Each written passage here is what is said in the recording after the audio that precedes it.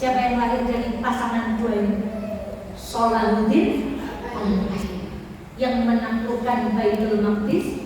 Sekarang bentengnya berdiri kokoh di Kairo sana Mesir. Masjid Salahuddin Al-Ayyub berdiri begitu megahnya karena cita-cita nomor, cita-cita kedua orang tuanya sejak mereka belum ketemu. Nah kok kalau hari ini kita punya anak, kok sudah punya anak, kok cita-citanya kita wong-wong esok duwe motor, lumayan apik, ganti pegawai, itu cita-cita kalau semua itu. Dan ingat, anak itu bukan prestasi orang tua. Sekarang lihat, putranya Nabi Adam itu soleh apa enggak yang namanya Qabil? Apa dosanya Qabil itu? Pembunuh.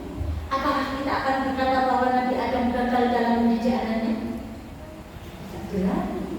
Sekarang putranya Nabi Nuh yang namanya Hanan, ikut enggak sama bapaknya? Apakah kita juga akan mengatakan bahwa Nabi Nuh adalah Nabi yang gagal mendidik anaknya? Tidak. Bagaimana dengan Nabi Ibrahim yang putranya semuanya itu hampir keturunannya menjadi Nabi? Kalau sekarang kita punya anak kok mau bangga-banggaan, alhamdulillah anak saya meh 30, meh 15, alhamdulillah yang anak wis nanti ketemu kalau Nabi Ibrahim bilang gini, anak gue semuanya Nabi, mau apa lo? Gimana itu? Jadi anak itu bukan tentang kebanggaan, juga bukan prestasi, tapi kita mendidik anak itu karena kita beribadah, dititipi amanah sama Allah, semua kita didik dengan baik. Maka kalau di sini ada guru TK, ayat ini ayat untuk para guru dan kita para orang tua. Jadi dari kita hamil, dari kita belum menikah, anak kita sekarang kecil, kita doakan ya Allah besok muga-muga duwe keturunan sing jejeg mantep mbah Gusti Allah nutup aurat sholat tekan hari kiamat. Itu cita-cita simbah pada cucunya yang baru lahir. Itu cita-cita calon simbah yang anaknya sedang mengandung. Itu cita-cita calon ibu yang akan punya anak. Itu cita-cita calon gadis yang sedang menantikan jodohnya.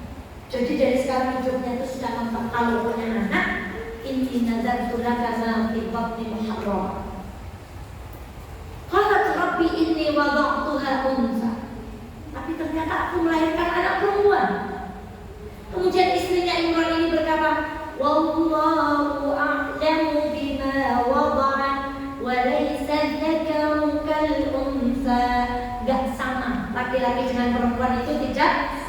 Jadi kalau sekarang ada perempuan kok ngomongnya masih gender persamaan lah, ini orang mau kemana? Wong cetok teng Quran itu wong wadon mboten padha kalih. Gak sama. Sefisiknya, setanggung jawabnya, seperasaannya, sepemikirannya gak sama. Gak sama. Kok sekarang kita malah mengusung paham perempuan itu harus sejajar dengan laki-laki. Dan saya tahu ketika saya dulu kuliah ada dosen yang mengatakan perempuan itu juga bisa ngimami laki-laki. Kita tuh iseng jualan buku wis tau ngimami bojone bodoh kumbah. Karena kita belum pernah tuh. Beda. Kemudian apa? Wa inni samaituha Maryam. Begitu lahir, yang lahir anak perempuan, rajinnya pengen punya anak laki-laki, langsung dikasih nama, namanya siapa? Ini salah satu sunnah. Maka ada ulama yang mengatakan perempuan itu kalau punya anak, anaknya belum lahir itu sudah punya nama. Begitu anaknya keluar sudah tahu anak ini dinamai siapa. Ada yang berjenengi sinten, terus bengong, nopo ditaleni Rafia, nopo Siti Kusnari, nopo itu masih bingung. Dan sekarang orang jarang namanya anaknya Aisyah itu namanya sekarang loh.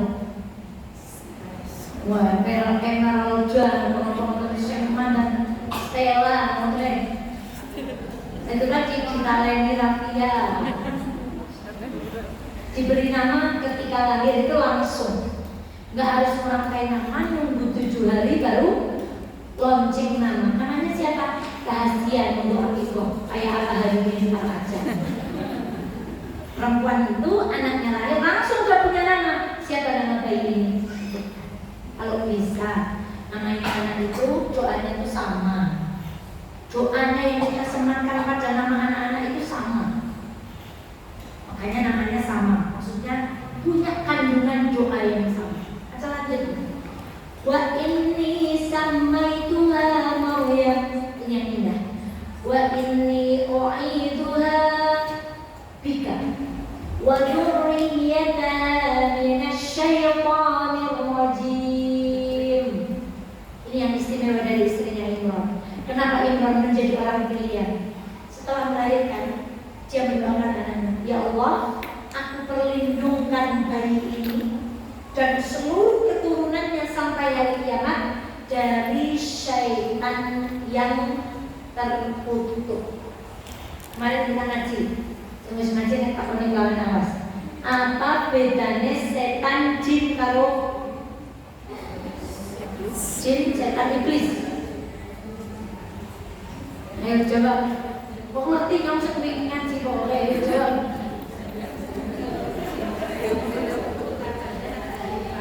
Kalau jin ada yang muslim, ada yang tidak. Jin itu ya makhluk bernama jin. Kalau syaitan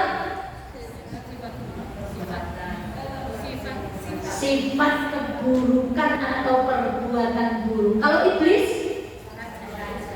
raja dari segala keburukan yang dilakukan bangsa jin. Itu jenenge sing nglakoni jenenge iblis. Lihat indahnya Al-Qur'an.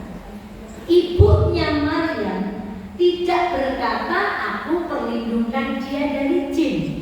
Karena jin itu ada yang muslim, ada yang makanannya jin apa? Ulang nggih. Mulane tak ngerti ayame ampun dipresto ulange. Jine jendere ora dimanfaat. Yang menemu sampai ya Allah, ikan duri luna, ayam jine oleh apa? Jadi tulang itu yang sudah tidak dimakan manusia dalam riwayat yang sahih itu makanannya jin. Nah kalau tulangnya itu dimakan manusia, mulai jinnya jadi gregas. Manusia itu masya Allah. Kembali. Kenapa nggak minta perlindungan dari iblis? Karena iblis itu hanya dari golongan jin. Tapi kalau syaitan, keburukan itu bisa dilakukan oleh makhluk dari golongan jin, juga dari golongan.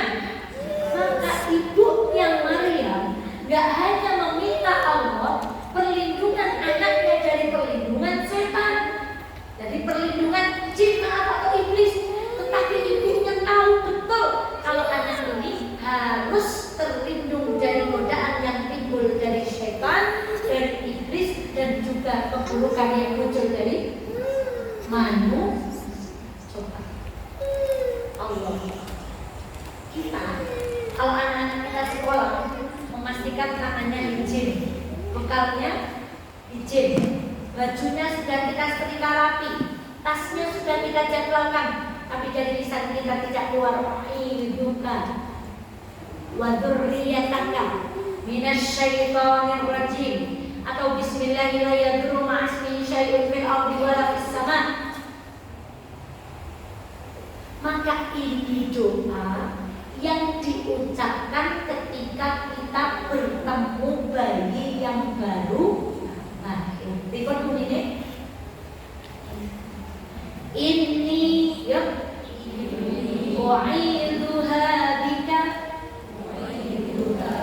wa dzurriyyataha minasyaitonir rajim. Datang telik bayi, datang lihat anak masuk sekolah TK apa, mereka masuk SMP, mereka masuk MI sekolah kita, gurunya itu lisannya satu, Allahu Akbar, wa'idzuha bika wa dzurriyyataha minasyaitonir rajim. Apa bedanya sekolahan kita dengan sekolahan yang lain? Sekolahan yang lain masuk gurunya nggak pernah berdoa. Tapi sekolahan kita harus punya ciri-ciri, rumah kita harus punya ciri-ciri. Setiap anak yang masuk ke rumah kita, setiap anak yang kita lepaskan dari rumah kita lepaskan dengan doa ini. wa'iduha bika wa dzurriyyataha minasy syaitonir rajim. Itu baru keren. Ini nggak bisa dilakukan perempuan manapun kecuali perempuan yang punya suami yang soleh seperti Imran. Ini istimewa. Ini salah satu tanda mengapa Imran disejajarkan dengan para wanita. Istrinya luar biasa. Kalau ibu mau suami kita punya kedudukan yang mulia di sisi Allah, maka ayo kita jadi perempuan minimal nyontoh sepersekian dari apa yang dilakukan istrinya Imran. Punya anak dari sekarang kita doakan dapat jodoh yang baik. Mau punya cucu dari sekarang sudah kita tagarkan untuk mengabdi kepada agamanya Allah. Siapapun yang keluar dari rumah kita sambungi dengan doa tadi. Dan siapapun yang masuk ke dalam rumah kita lindungi dia dari doa-doa yang keluar dari lisan kita. Itu baru NH tetap. Plus NH baru, lomba. Ribon doanya sampai ditutup. Baru ya karena lihat anak seperti ini kan, ya Allah imut banget dan gitu langsung baca apa tadi? Apalagi guru TK. Ini istimewa. Lanjut. Tadi di ayat yang ke-35, konsentrasi lihat musafahnya. Ada kalimat fataqabbal minni. Kata istrinya Imran kan, ya Allah terimalah nazar saya. Lihat di ayat yang ke-37. Fataqabbalaha rabbuha biqabulin hasan. Maka dia Allah menerima dengan penerimaan yang baik. Jadi ketika istrinya Imran itu berdoa minta dikabulkan sama Allah, diapakan? Doanya diapakan? Apa maksudnya Bu? Diceritakan di dalam sejarah ketika istrinya Imran melahirkan, Imran sudah tidak ada. Berarti ibunya Maryam ini jadi nomor single. Logikanya orang single parent berarti hidup sendiri, berarti kurang yang namanya apa? Suami. Tidak ada sosok ini, masya Allah. Tapi apa yang terjadi dengan ibunya Nabi Musa? Dia nggak punya suami. Anaknya dilahirkan dalam keadaan yatim, ayahnya sudah meninggal. Tapi ketika ia hamil, ketika dia punya anak, ketika Imran masih ada, dia selalu berdoa taqabbal minni, taqabbal minni, taqabbal minni. Sekarang kata Allah, aku terima doa. Maka lihat itu, kalau ada orang tua rajin berdoa, dia mendidik anak punya kekurangan, suami sudah tidak ada. Kalau dia lurus doanya kepada Allah, yang akan melengkapi kekurangannya dia tanpa suami siapa? Suami kita dengan Allah hebat ya.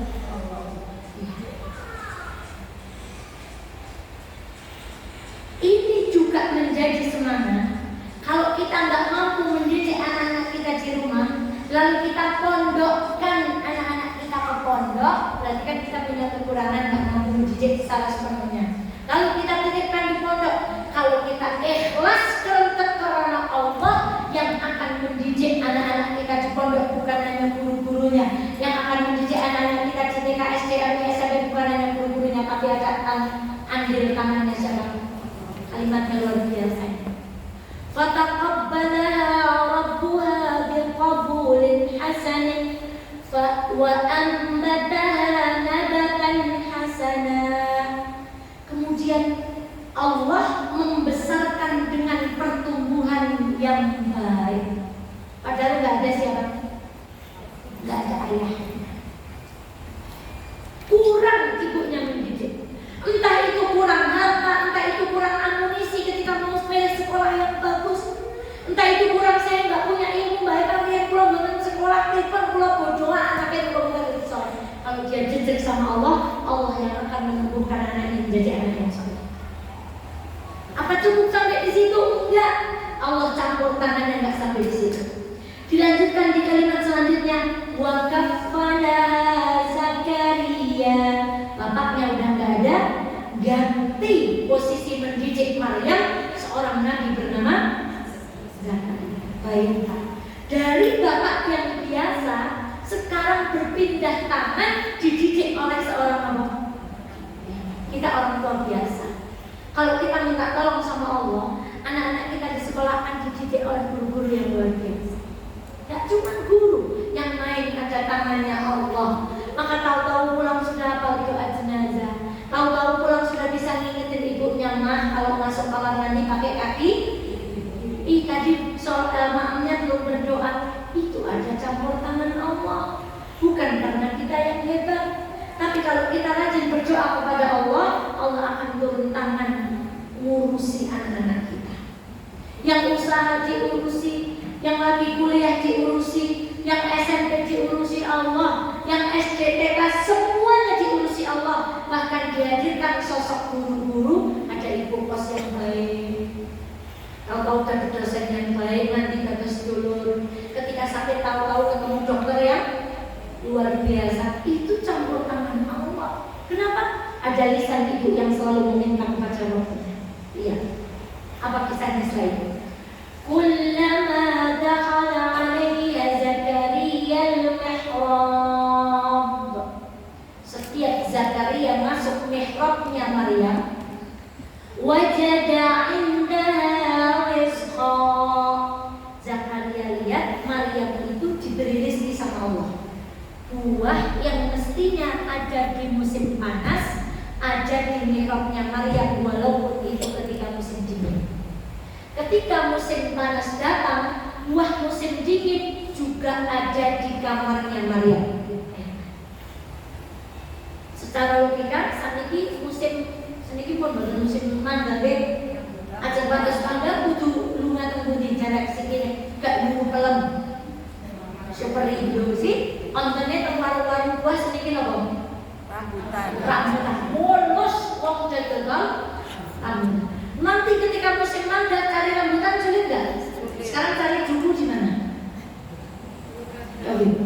Adanya mungkin di supermarket besar gitu. Tapi Maria, buah yang gak musim ada di kamarnya Maria.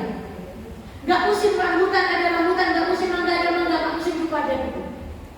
Maka ibu, ketika seorang ibu jejak sama Allah, pokoknya saya nggak tahu, saya nggak punya ibu, pokoknya keluarga harus sama Allah, cari di sana Allah. Allah akan memberikan keajaiban-keajaiban kepada anak turun kita itu. Kalau Maryam diberi keajaiban salah satunya buah itu berdatangan meskipun ada di luar, kita minta saja sama Allah. Pengen apa? Bocah kayaknya SD orang pengen ngapa-ngapa, dalam SMP ternyata diberikan kemampuan oleh Allah. SD, SMP, SMA kayak orang pengen ngapa-ngapa, barang gede, ya Allah diberikan kemudahan Allah. Itulah keajaiban-keajaiban yang diberikan kepada anak ketika orang tuanya fasih lisan yang memanjatkan permintaan berproposal kepada Allah. Ditemui apa tadi Bu? Buah. Qala ya Maryam, Maryam, anna laki hadha, dari mana ini? Dari mana buah-buahnya? Dijawab sama Maryam, qalat huwa min 'indillah. Coba jawabannya gadis, padahal jauh dari ibunya, gak ada ayah, ada Zakaria, dia tinggal di mihrab. Dari mana buah ini? Jawabannya mantap, min 'indillah. Tauhidnya luar biasa kuat. Bagaimana dengan anak-anak kita sekarang?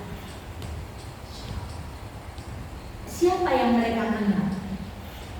Sudahkah kita mengenalkan kepada mereka apa itu Islam? Apa itu iman kepada Allah? Apa itu iman kepada Rasul? Apa itu iman kepada malaikat? Apa itu iman kepada kitab? Apa itu iman kepada hari akhir? Apa itu iman kepada qada dan qadar? Kita masih luput mengenalkan itu semuanya kepada anak-anak kita. Maryam, karena ada campur tangan Allah, gadis ditanya, kamu dapat dari mana kayak gini? Oh tadi dikasih teman, oh tadi dikasih hadiah. Enggak, Maryam tegas jawabnya, wa min 'indillah. Ini semuanya dari Allah. Berarti tauhidnya apa Bu? Pengen anak-anak kita jadi anak-anak yang tauhidnya jejak, bisa kita jangan berhenti meminta kepada Allah. Lanjut. Innallaha yarzuqu man yasha'u bighairi hisab. Sesungguhnya Allah memberikan rezeki tanpa perhitungan kepada siapapun yang Dia kehendaki. Ini kisahnya Maryam, diberikan keajaiban karena doa-doa dari ibunya. Allah ikut campur tangan. Sekarang keajaiban yang datang kepada Zakaria. Maka bu guru TK, bu guru MI, guru Quran, guru TPQ, saya kalau tampil di mana-mana, kita itu biasanya kalau ada ustadz dari luar itu masya Allah. Tapi terhadap guru yang ngajari Iqra turutan di desa kita harus fail. Makanya Buya itu kalau datang kemana-mana, beliau kalau disuruh jalan nggak mau kecuali ada guru-guru ngaji turutan di situ. Kalau saya ngaji misalnya ke sekolah, paling bilang tahun pisah. Tapi kalau ada guru ngaji di sekolah itu, mereka itulah yang tiap hari ngajarin ibu semua. Jadi ustazah siapa tadi yang ngajarin tafsir itu guru di sini. Saya tekani sesasi pisang kok. Apa yang Allah akan berikan kepada orang yang ikhlas mendidik, urusi anak orang lain. Berbagi ilmu, guru TK, guru SD, sayang kalau ayat ini sampai nggak masuk kepada guru-guru kita di persyaratan kita. Ini ayat yang luar biasa. Allah itu nggak akan ngasih keajaiban kepada anak didik tok, tapi gurunya juga akan dikasih keajaiban. Ayo kalian buktinya di ayat yang ke-38. Zakaria jadi berpikir, kok Maryam diberikan Allah rezeki, kenapa saya juga nggak minta? Kenapa saya nggak minta seperti ibunya Maryam? Kemudian Zakaria berdoa, hunalika da'a Zakaria rabbah. Di sana Zakaria kemudian berdoa kepada Tuhannya. Apa yang diucapkan? Qala rabbi habli min ladunka dzurriyyatan thayyibah innaka sami'ud du'a. Ya Allah, berikanlah aku keturunan yang baik dari sisimu, sesungguhnya Engkau Maha mendengar doa. Kemudian di ayat ke-39 paling depan huruf apa? Fa, bukan huruf wa. Fa di dalam bahasa Arab itu menggambarkan kejadian yang bergandengan, gak ada jedanya. Seolah-olah begitu Nabi Zakaria berdoa sama Allah langsung dikatakan, wahai para guru TPQ, wahai para orang yang ikhlas ngurusi organisasi, ngurusi urusan wong liya, kalau kita ikhlas karena Allah, ini ayatnya. Berdoa sama Allah disambung dengan huruf fa, tak kabulkan. Maka rugi kalau guru kita ngajar TK, SD, MI, SMP, SMA nggak tahu rahasia ayat ini. Bahwa Allah akan memberikan keajaiban-keajaiban bagi para pendidik. Bahwa Allah akan memberikan keajaiban-keajaiban bagi orang yang peduli dengan urusan orang lain. Maka Zakaria peduli sama Maryam. Karena bapaknya sudah nggak ada, dia didik dengan baik, diberi keajaiban. Fanadatul malaikatu wa huwa qa'imun yusalli. Tiba-tiba ketika Zakaria berdoa, malaikat itu datang. Malaikat bicara, Annallaha yubashshiruka bi Yahya. Zakaria, doamu diijabah, kamu akan diberi anak namanya Yahya. Musaddiqan bi kalimatin min Allah wa sayyidan wa hasuran wa nabiyyan min as-salihin. Intinya, permintaan orang yang ngurusi orang lain itu banyak peluangnya untuk dikabulkan Allah. Terus kalau mau kayak gini, ya Allah, kalau ini memang saya melangkahkan kaki karena ridho-Mu ya Allah, tolong saya, tolong suami saya, tolong usaha saya, tolong anak saya, tolong istri saya, tolong cucu saya. Ridhoi mereka semua ya Allah. Minta. Saking gak percayanya Zakaria, istrinya sudah tua, mandul, Zakaria juga sudah tua, kok bisa punya anak? Secara logika kebijakan dan peropsinan memungkinkan Tapi bagi Allah, lihat ini, keajaiban yang akan diberikan pada orang yang senang ngurusi orang lain. Kita itu kalau mau umrah harus punya uang berapa? Sekarang minimal 35 sampai 40 juta. Itu logikanya manusia. Orang punya anak itu istri harus subur, laki-lakinya juga harus. Tapi ini tidak terjadi pada Zakaria dan istrinya. Jadi apa Bu? Kalau Allah sudah sayang sama kita, Allah akan hilangkan sebab langsung kepada hasil. Maka betapa banyak orang diberangkatkan umrohkan hajian. Betapa banyak orang nggak punya uang untuk masuk kedokteran, dia dapat beasiswa. Betapa banyak santri yang ikut ujian tiba-tiba di sekolah karena Ustaz tadi Hidayat sama Libya. Allah ngilangin sebab langsung pada apa? Maka kalau kita yakin kepada Allah dengan doa-doa kita, dengan wasilah kebaikan kita, duduk ngajinya kita di sini, insya Allah ada sesuatu yang kita inginkan, Allah akan hilangkan sebabnya, tiba-tiba langsung diwujudkan oleh Allah Subhanahu Wa Taala. Hilang sebabnya. Sebabnya orang haji itu harus punya ONH, harus punya pendaftaran, harus sudah daftar. Nyatanya 2 tahun kemarin gara-gara corona, bukankah banyak orang yang gagal berangkat haji? Bukan mereka nggak punya uang, mereka punya uang tapi pemerintah tidak buka.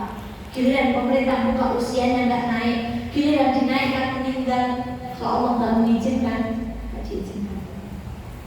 Tapi ada orang nggak ngantri tahu-tahu berangkat dikasih rezeki sama Allah furoda, Allah bisa hilangkan sebab untuk mewujudkan keinginan kita. Saking nggak percayanya Zakaria, dia berkata kepada malaikat. Dia berkata kepada malaikat hujan, qala, ya Allah, malaikat bilang sama Allah, anna yakunu li ghulam, bagaimana saya punya anak? Wa qad ballaghani al-kibar wa imra'ati 'akir, saya sudah tua, istri saya mandul. Qala kadzalika Allahu yaf'alu ma yasha. Gimana saya punya anak? Saya tua, istri saya mandul. Masih gak percaya Zakaria. Masih nanya lagi. Qala rabbi ja'alli ayat. Kula karek mandel. Kula kalau diparingi bukti ya Allah nek kula pancen ajeng duwe anak jenenge Yahya. Kemudian Allah mengatakan, qala ayatuka alla tukalliman nas thalathata ayyamin illa ramza. Tanda yang akan diberikan Allah kepada Zakaria, tiba-tiba Nabi Zakaria tidak bisa berbicara selama 3 hari kecuali dengan apa? Isyarat. Ada juga ulama tafsir yang mengatakan karena Nabi Zakaria ngeyel, maka sama Allah lidahnya dibuat keluh, nggak bisa bicara. Ngeyelnya itu apa? Sudah dikasih anak kasih, lo dari mandul, lo mandul kan? Lo bujone lo baik mandul, lo tua pak. Pundi ayam nek kula eket ajeng diwenehi karena Nabi Zakaria ngeyel. Sebagian ulama tafsir mengatakan lidahnya dikeluhkan, beliau nggak bisa bicara sama Tuhan. Sebagian ulama yang mengatakan yang lain, ini fikih ketika kita mendapatkan nikmat. Kita tuh sering nggak sadar kalau dapat apa-apa langsung baru cerita.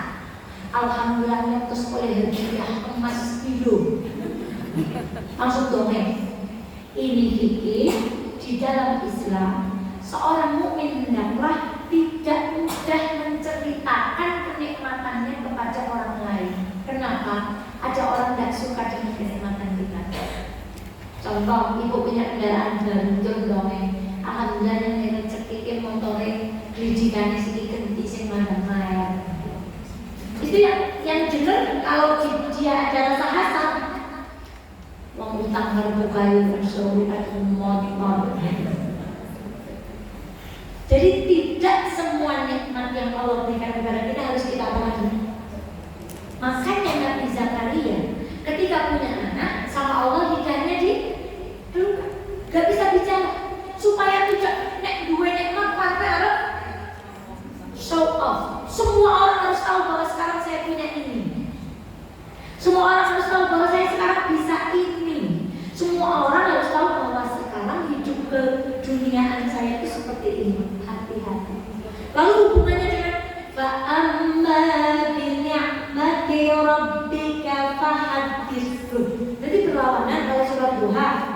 jarene nek punya nikmat kudu di maksudnya tuh apa? Maksud fa'amma binikmatika fa'amma binikmati rabbika. Kalau kita punya nikmat, ceritakan. Dalam menceritakan itu, ceritanya kita itu harus disertai dengan keyakinan bahwa nikmat yang Allah datangkan di tangan kita itu berasal dari siapa?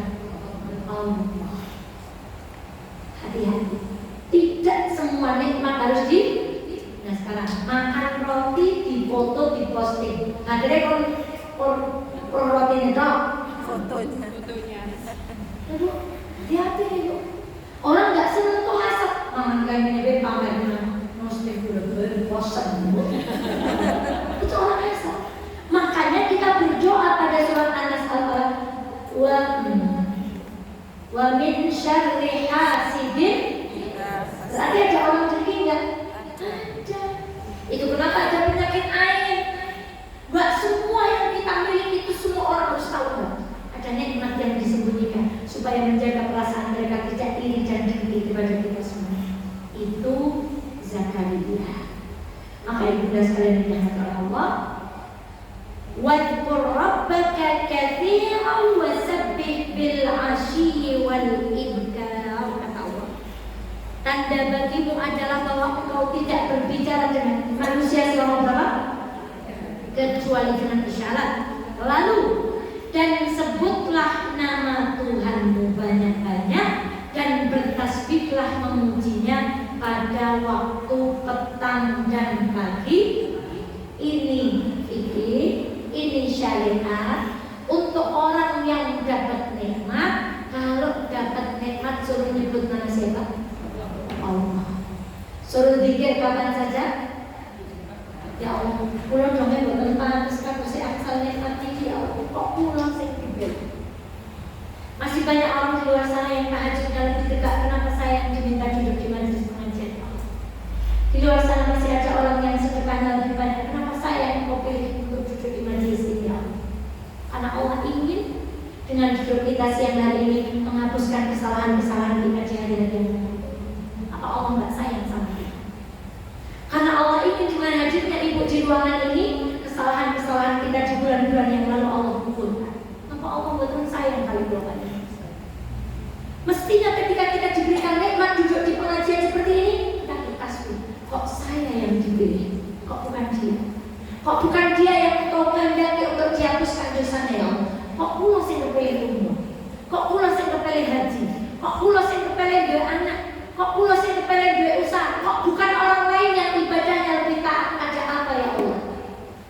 Makanya di dalam surat An-Nas, idza jaa nasrullahi wal fath wa ra'aitan nasa yadkhuluna fi dinillahi afwaja. Apa perintahnya Allah? Fasabbih bihamdi rabbika wastaghfir innahu. Kalau di ayat ini minta bertasbih dan mengingat Allah. Kan di surat An-Nasr fasabbih bihamdi rabbika ditambah di surah apa dapat nikmat istighfar. Kita nek oleh nikmat tahu istighfar bu? Dapat uang nggak ada istighfarnya. Dapat uang tuh adanya alhamdulillah kali senang. Pikirannya langsung yuk. Kapan kita dapat nikmat kemudian beristighfar, ya Allah, mestinya nikmat ini lebih pantas diberikan kepada orang yang lebih soleh dari aku. Kenapa engkau memberikannya kepadaku? Li'abluwani a'ashkur am akfur. Ya Allah, aku tahu sesungguhnya nikmat ini kau berikan kepadaku untuk menguji aku. Aku termasuk orang yang pandai bersyukur atau aku termasuk orang-orang yang kufur. Kenapa saya? Kenapa saya yang diberikan? Kok bukan dia yang tahajudnya lebih hebat? Kok bukan dia yang Qur'annya lebih banyak? Kok bukan dia yang duhanya nggak pernah tinggal? Kok bukan dia yang Senin Kemisnya nggak pernah berhenti? Kenapa saya ya Allah? Maka ini cara di dalam Islam. Kalau kita dapat nikmat, disuruh apa pertama? Zikir, tasbih, istighfar. Tentu saja tidak ketinggalan kalimat alhamdulillah. Terus nek mungkin kudus memiliki orang duit, beri pun. Astagfirullah.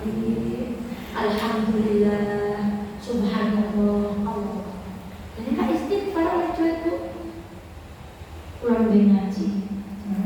Dapat nikmat itu harus disertai dengan apa? Takut nikmat itu datang kepada kita sebagai luluan.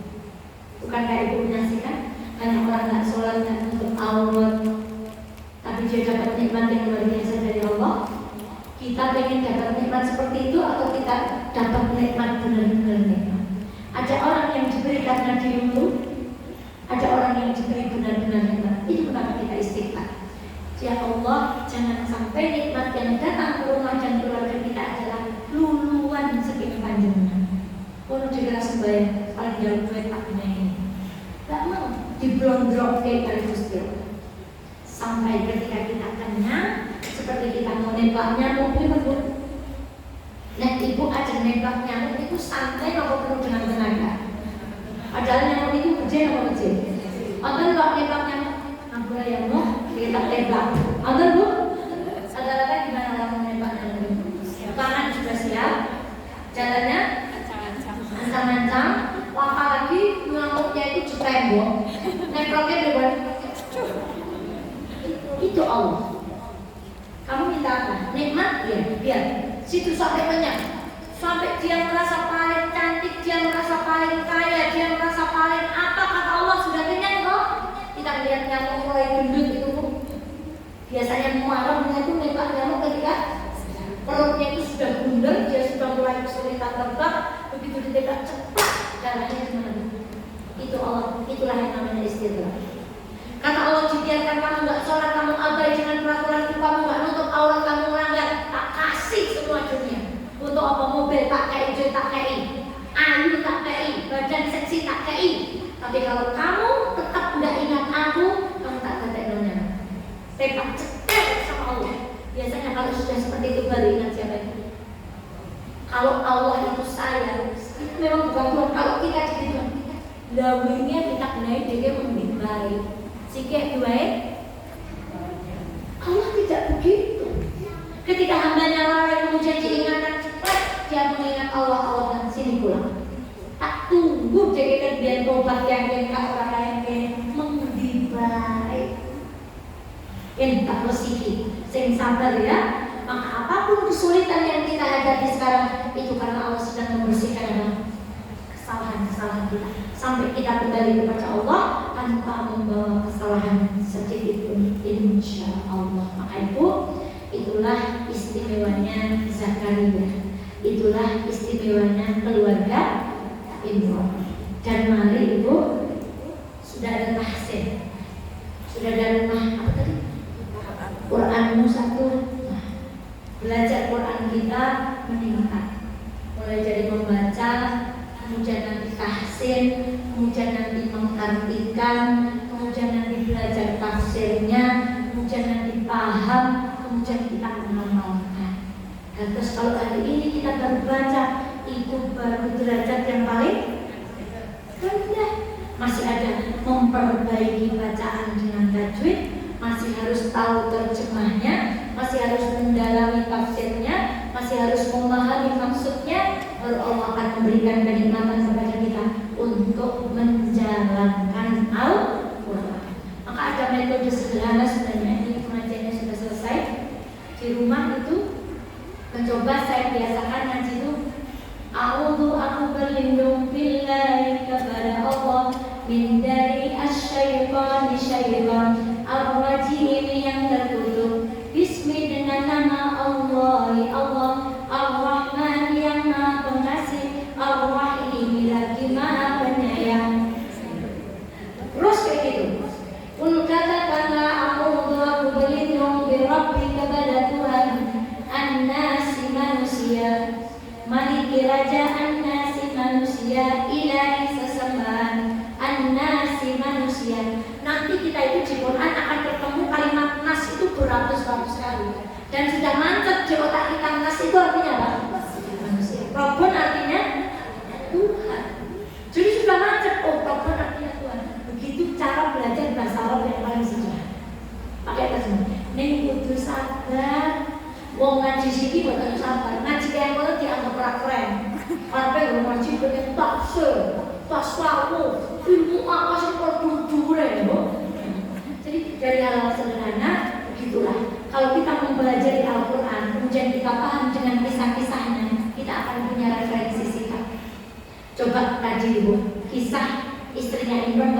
suami.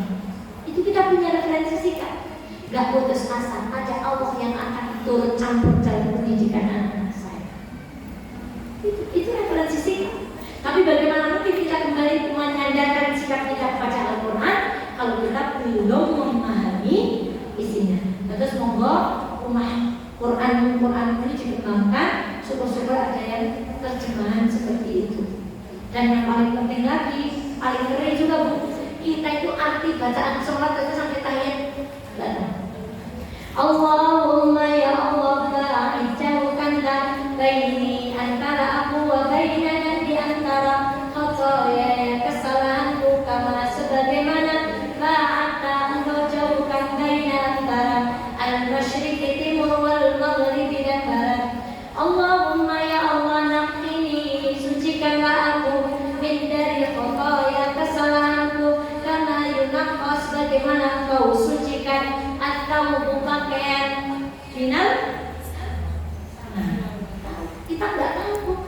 Pokoknya Allah mengetahui. Kurang punya. Kenapa kita jadi kehilangan makna? Jadi ini PR untuk kita semuanya. Semoga beberapa ayat yang kita kaji tipis-tipis ada manfaatnya, dan semoga dengan lantaran istri solihah yang duduk di ruangan ini, suami kita yang orang biasa mendapatkan kedudukan mulia di sisi Allah.